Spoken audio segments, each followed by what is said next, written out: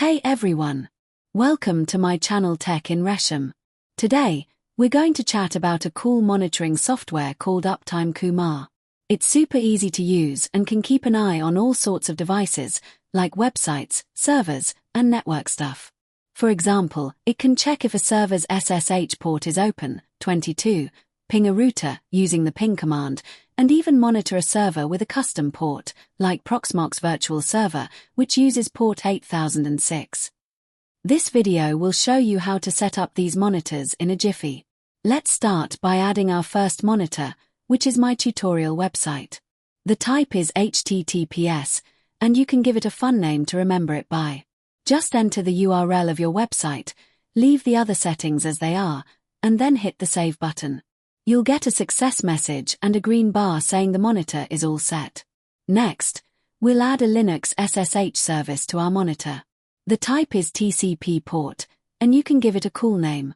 Just enter the IP address of your Linux server and the port number, 22, for SSH. Leave the other settings as they are, and then save the monitor. You'll get another success message and a green bar saying the monitor is ready. Now, let's add a network appliance, which is a router. The type is ping, and the IP address of the router in the hostname field. You'll get another success message and a green bar saying the monitor is ready. Sometimes, web interfaces have custom port numbers, like the Proxmox Virtual Server Web Admin, which uses port 8006. In those cases, the type is TCP port, and you can give it a cool name. Just enter the IP address of the Proxmox Virtual Server in the hostname field. Leave the other settings as they are, and then save the monitor. You'll get another success message and a green bar saying the monitor is ready.